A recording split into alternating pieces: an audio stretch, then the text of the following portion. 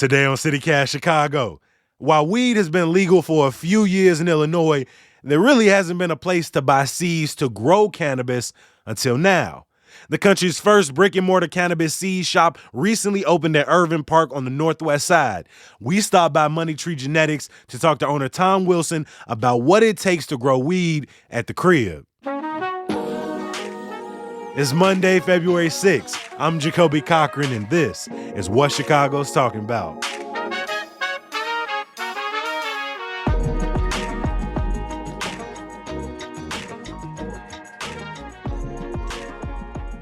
Tom, welcome to CityCast Chicago. Appreciate you guys covering us. Thank you. I'm glad to be here. Usually when I say welcome, we're like on Zoom, and so it feels like it's my space, but I'm actually in your brick and mortar shop. And when I first walked in, I could have imagined you all sold merch and art. It's so vibrant in here. It's very colorful. You got hats, you got hoodies.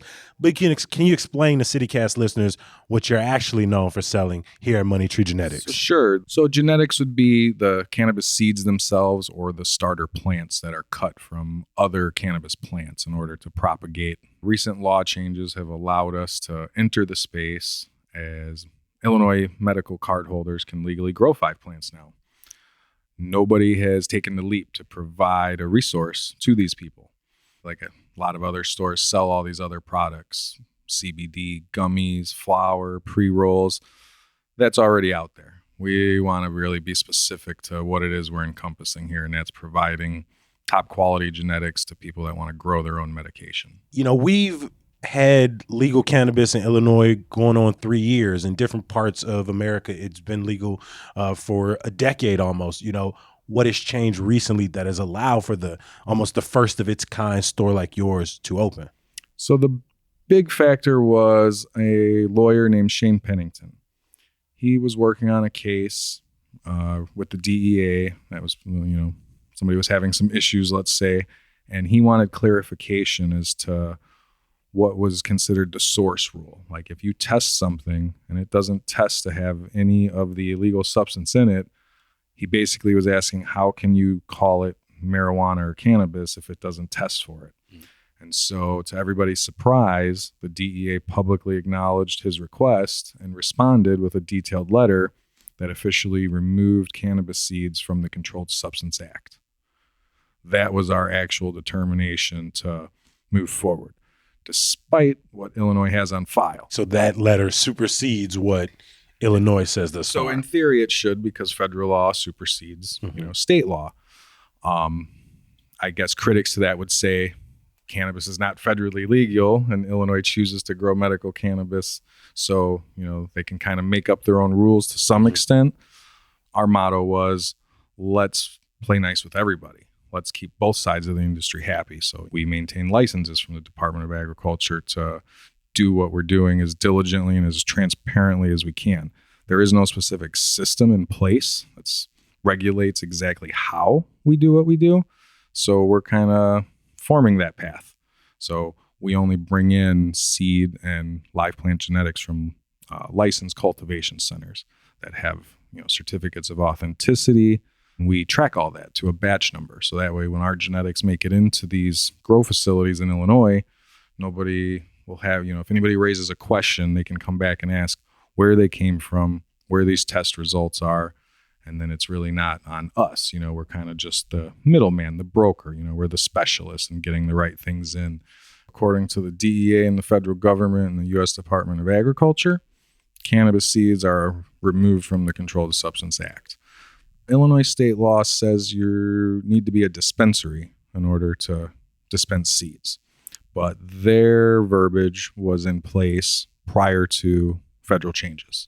So we assume that it's going to be a trickle-down factor. It's going to take some time, but all states form their Controlled Substance Act based off of the Federal Substance Act. Can you buy seeds from here without a medical marijuana card? You can, because they're considered hemp by law. Got it. If you test a cannabis seed or a baby cannabis plant, they will test under the 0.3 limits, which legally make them hemp. Who in Illinois right now is legally able to grow cannabis at the crib? So licensed medical card holders. Okay. State law specifically says they can cultivate 5 plants, no limit on size or weight of their finished product. What goes into growing a cannabis plant at home? Like, what is that process? So I think there's a big range. Some people choose to grow their first plants in their backyards. There is no law that says it has to be in your house or out of your house. It just has to be in a reasonable distance from a street or passerbyers. So growing outside is much more forgiving. Cannabis has been nicknamed weed because it does grow like a weed.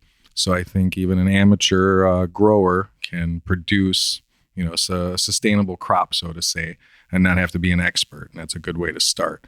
And then you can run that all the way up to the extreme. There's the boutique, high-end cannabis connoisseurs who will move their garden into their house with top-of-the-line lighting equipment, top-of-the-line medical-grade fertilizers, and you can really take it to many levels. So when you think about those levels, expense-wise, how does it compare to your average house plant? I'd say it's probably 10 times more expensive as far as, the startup costs when you're doing things, on a professional level, so to say. Like, what goes into that? So environment, lighting, temperature control, air filtration, food, fertilizer, pest control. There's a lot of things. And so, is it easy in some regards? It is. And others, to get that high-end finished product that a lot of people expect to see, it does take years of experience, and it's not meant for everybody. How would you convince someone, or how would you, give someone advice who's considering maybe growing legally at home versus just sort of cutting all that out and going straight to the dispensary? Some people have a green thumb, some people don't. For the ones who don't, we kind of have this rule of thumb. We say, give it the college effort. If you make it 3 times, if you grow 3 times and you haven't quit by then, you're probably going to be a lifelong grower at that point, and it's going to be like a hobby. It's not going to feel like a job. So it's kind of like owning a fish tank. If you think cleaning it is going to be maintenance and a headache, it's probably not for you. Same kind of goes with cannabis. Yeah. If you take cost off the table, what are some of the benefits of growing your own cannabis versus going to a dispensary and looking up, some high-class menu? Yeah, I think for people who embrace it, they're guaranteeing themselves better quality, no pests, sustainable as far as a lot of people want to reduce their carbon footprint. A lot of people don't want to, chip into this industry that's using a lot of electricity and garbage, and there's a lot of things that haven't been thought about. Not to mention just the supply chain and the taxes that go along with it, and all the transportation and all the fuel and the carbon impact that it has. So I think for a lot of people that are organic, a lot of people that can't even afford their medicine, this does touch on the cost thing, but the difference in prices, once you know what you're doing, can be quite a big difference, especially for people who need medication. So if a person came here, could they leave with all of the tools they needed to go home and start, or could they get the seeds and you could point them in the right direction on a place to get lights and air filtration? Yeah, we specifically waited an extra 3 months to get our location to be strategically across the street from Chicago Roots Hydroponics, which is the city's kind of most admirable hydroponics, supply store that's kind of geared towards cannabis. And so it was very part of our model. Mm-hmm. So we share the same clientele. We do events together. We collaborate together. We send our customers over there with receipts. They get a little extra discount when they need to buy their products and supplies. Y'all got the fruit. They got the roll-up. Exactly. Mm-hmm. Nice.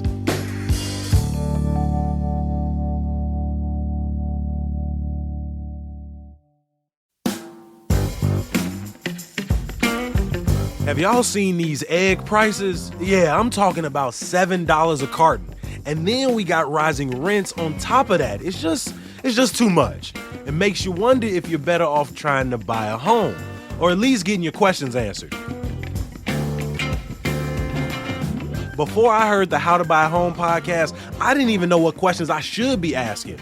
And host David Sidoni can get you the answers. Like, yes, your monthly mortgage might be cheaper than rent. Or no, you probably don't need to put 20% down. You can ask David those questions directly at howtobuyahome.com. Take advantage of this free resource and start listening to the How to Buy a Home podcast wherever you listen. Visit howtobuyahome.com and make this the last year you rent.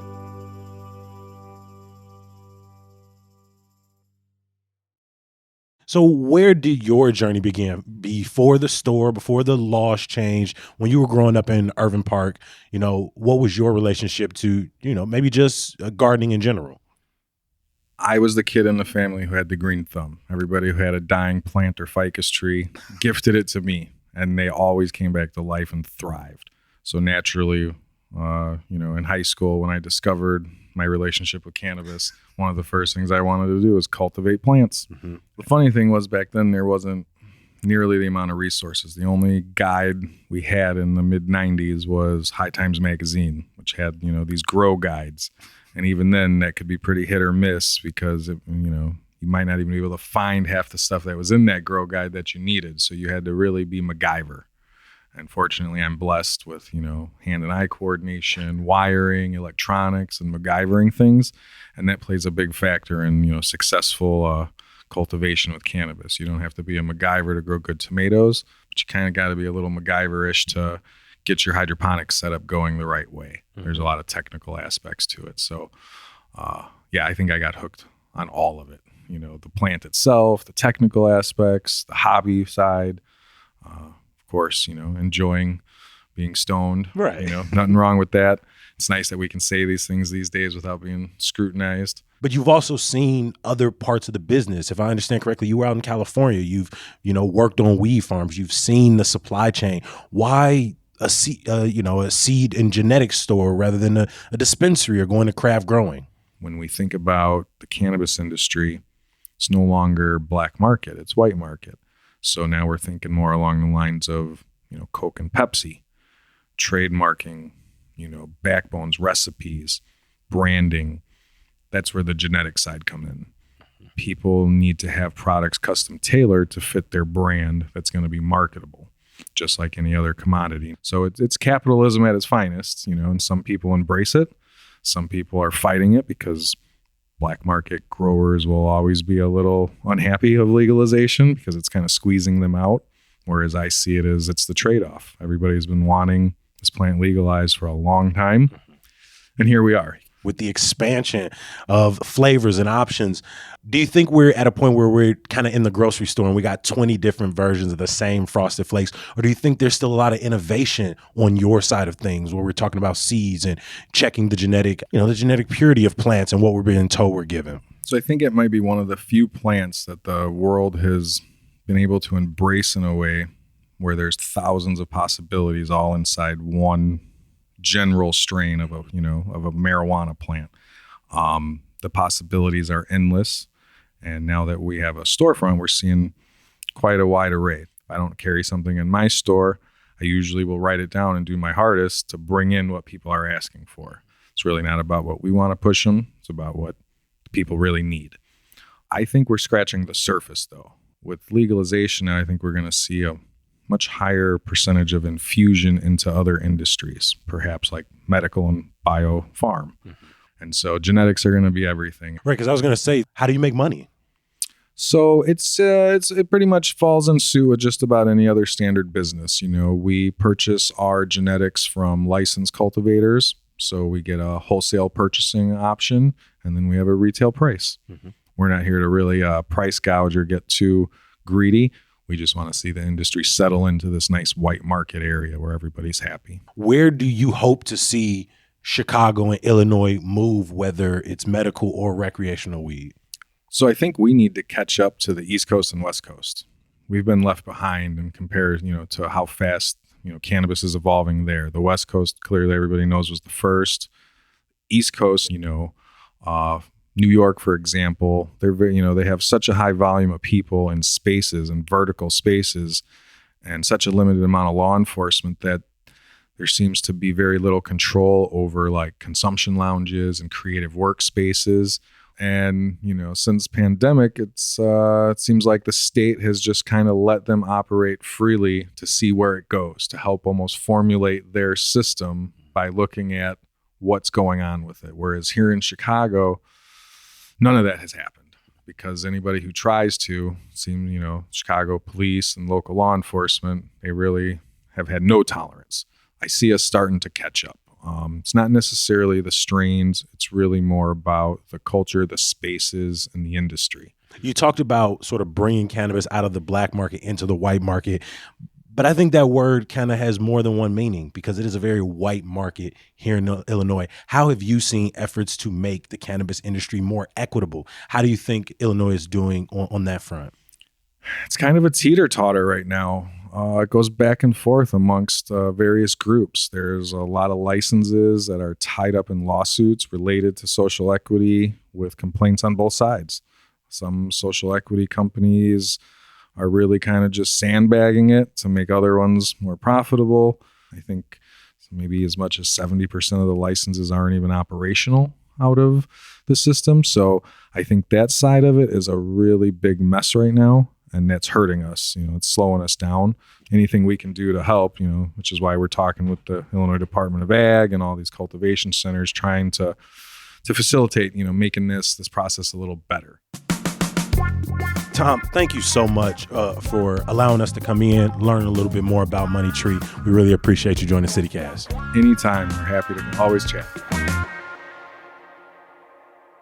Before I let you go, a little bit of news, y'all. WBEZ, Sun Times, and UChicago Institute of Politics are hosting 2 mayoral forums this week. Half the candidates will be at UIC on Wednesday at 11 a.m., and the other half will be at the University of Chicago Thursday at 11 a.m. You can hear it all live on WBEZ. About 700,000 Illinoisans could lose access to Medicaid coverage as soon as this summer when COVID-era protections are up. Now, the federal government expanded access back in 2020, if you remember, to ensure more Americans, but pandemic emergency declarations are set to expire this spring. After a chilly couple weeks, we could be enjoying temperatures in the 40s, my friends, and maybe as high as the 50s. I like to call that hoodie season. Mrs. O'Leary's Plow, DePlow, Sears Plower, Holy Plow, Salter Payton, Sleet Home Chicago, and John Baptiste Point do shovel. Those are the winning picks for the Chicago Snowplow naming competitions. Now you can help Brookfield Zoo name some cockroaches. And some good news to get you through. For my Garfield Park folks, the conservatory is hosting cooking classes Wednesday at 5:45. You'll get to cook, enjoy a meal, but also learn about Black culinary history. It's invite only, so reach out to the email in the show notes for more info. Please vote CityCast Chicago as the best podcast and best newsletter in the city as part of the Chicago Reader's Best of 2022 list. I'm going to be here tomorrow. Hopefully you'll join me. Peace.